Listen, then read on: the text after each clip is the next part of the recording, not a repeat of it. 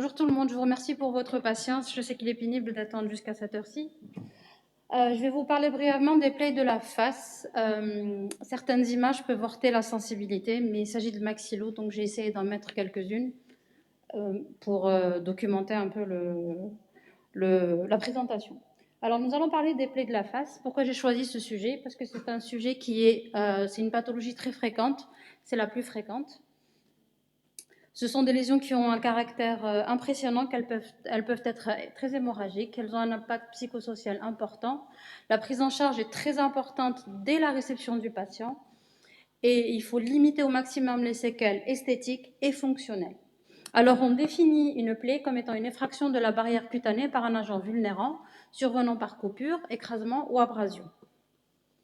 Il y a 3 types de plaies, les plaies franches, les plaies contuses et les plaies avec perte de substance. Alors, un petit mot d'épidémiologie. C'est une urgence qui est fréquente. Elle touche le plus le sujet jeune de sexe masculin, que ce soit dans les études européennes ou une étude régionale. Donc, je vais y arriver. Notamment par les traumatismes et les agressions, qui donnent des plaies contuses par coup, armes blanches, armes à feu, et des plaies qui sont généralement dans la région centrale. Alors, les morsures en font partie également. Les tentatives d'autolyse dans les pays européens, dans les études européennes, par contre, chez nous, alors le pointeur, comme vous allez voir dans une étude marocaine, pour les adultes, c'est plus les agressions, les AVP, et pour les enfants, c'est plus les accidents domestiques. Alors, l'invention de l'airbag et la modification des pare-brises a beaucoup diminué l'incidence des plaies. Pourquoi les pare-brises? Parce que les vitres sont opaques et le système est fait pour que le verre ne se fragmente pas. 60,5% des patients consultent après les 6 heures. Ça signale le retard diagnostique et de la prise en charge. Alors, topographie des plaies faciales. Les plaies faciales généralement touchent la joue, le front, et elles sont multiples dans 14% des cas. Elles sont associées à des lésions des des éléments nobles, à savoir le nerf facial, la glande parotide et le conduit parotidien, la région orbitopalpébrale, donc avec les voies lacrymales, le globe oculaire, et puis assez souvent, il y a des fractures sous-jacentes.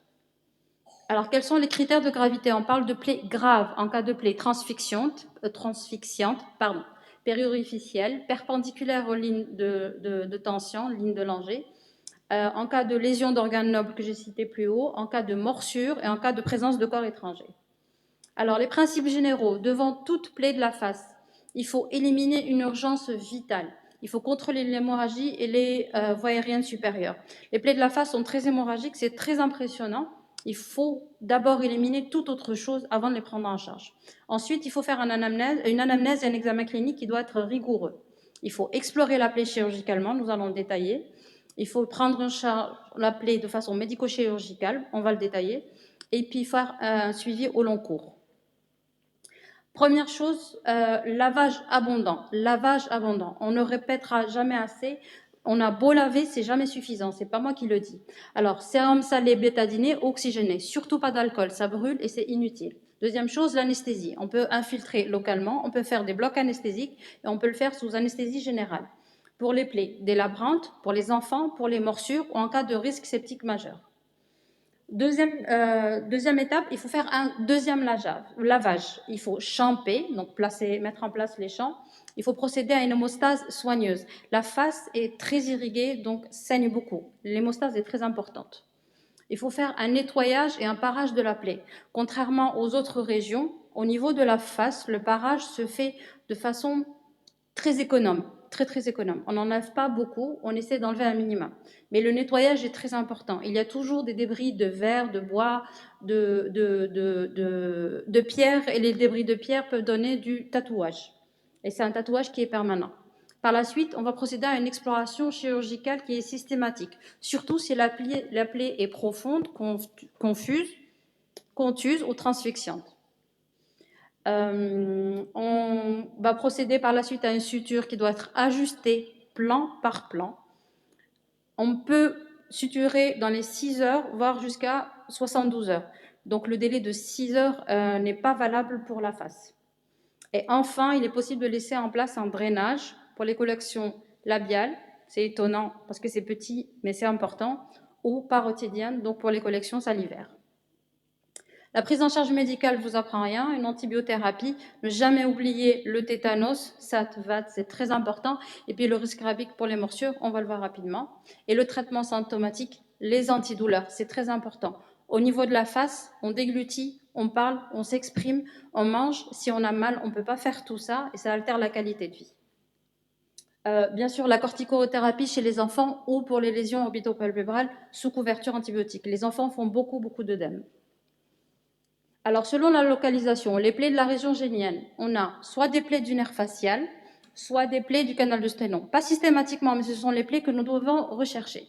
Donc, il faut se souvenir que le nerf facial a une configuration comme une main. Il y a 5 branches qui partent de l'oreille en antérieur. Toute plaie qui est perpendiculaire peut entraîner une paralysie faciale et une lésion du nerf facial. À ce moment-là, il faut faire une réparation chirurgicale, microchirurgicale rapidement, en extrême urgence ou en urgence. Ensuite, les plaies du canal de Sténon ne sont pas très graves, mais il faut qu'elles soient reconnues. Si on passe à côté, ça peut donner une collection salivaire dans les jours suivants. Les plaies orbitopalpébrales sont très fréquentes, très graves. Il faut orienter le patient en ophtalmologie systématiquement, même pour une lésion qui est minime. En cas de lésion du tiers interne de la paupière, il faut rechercher une lésion du canal lacrymal. C'est le rôle de l'ophtalmologiste, ou éventuellement les maxillos, ou les collègues ORL. Alors, les plaies de la région auriculaire sont très fréquentes, impressionnantes. Le risque, c'est la chondrite. Le patient peut perdre son oreille, antibiothérapie et une suture avec des soins locaux. Attention, pas de pansement compressif. Les plaies labio-mentonnières, il faut faire un examen de la cavité buccale. Il faut rechercher une fracture dentaire sous-jacente. Généralement, elles sont transfixiantes. Alors, si vous devez garder un message, c'est en cas d'enfant qui vient avec une plaie du menton, examinez les ATM. Très souvent, il y a une fracture sous-condylienne, il tombe et il se casse les condyles. Les morsures. Alors, la conduite à tenir devant une morsure, on ne va pas parler de l'antibiothérapie, on ne va pas parler du risque rabique. Vous devez clôturer. Oui, je vais conclure. C'est une urgence où le risque infectieux est maximal. Et puis, enfin, n'oubliez pas l'aspect médico-légal, le certificat médical descriptif. Je vous remercie.